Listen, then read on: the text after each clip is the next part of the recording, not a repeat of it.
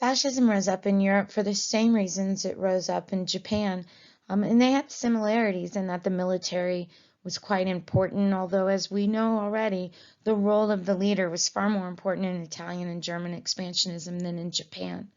So, anyways, they did have a period of time where fascism rose up, and that was mostly as a response again from the World War, and secondly, because of the Great Depression. Fascism did not have a clear founding doctrine, and it manifested itself differently in different countries. In general, fascism promoted nationalism, a strong leader or dictator, one-party government, empire building, and war. Nevertheless, it could be argued that it is easier to understand what fascism was by considering what it stood against. It was anti-communist and against the class struggle, against internationalism, against multi-party liberal democracy, and against pacifism. Nationalism was one of the key features of fascism. This is the view of the nation state, its culture, and history as a unifying force. There was also a desire to remove foreign influences, and often they saw themselves as better or superior to other nations. Militarism is another feature of fascism.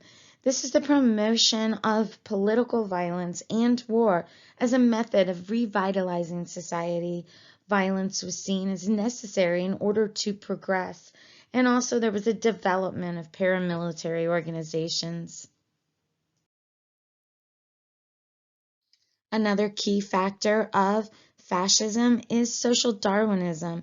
This is the belief that races has evolved as superior to other races, survival of the fittest, and often used to attack any foreigners within the country that had fascism.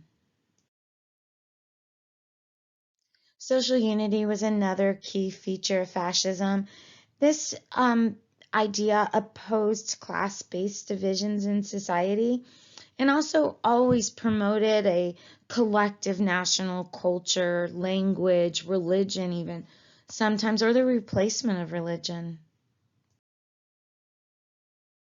And the last key feature is authoritarianism. This can also be known as totalitarian, and this is where the state has influence or control over all aspects of society. The people are subservient to the state. Mussolini, for instance, used to say obedience, not discussion.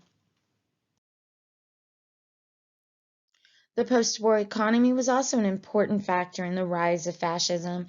High inflation hit both the fixed wage workers and the middle classes. Unemployment soared by the end of 1919. This situation was exacerbated by new U.S. restrictions on immigration that meant that the Southern poor could not immigrate to America to escape their poverty. In addition, the Bolshevik Revolution in Russia in October 1917 had led to widespread fear of communism across Europe. Between 1919 and 1920, there was extensive unrest in Europe that became known as the Two Red Years. During this time, the socialists attempted Russian-style revolutions, but most of them were put down by these new fascist groups.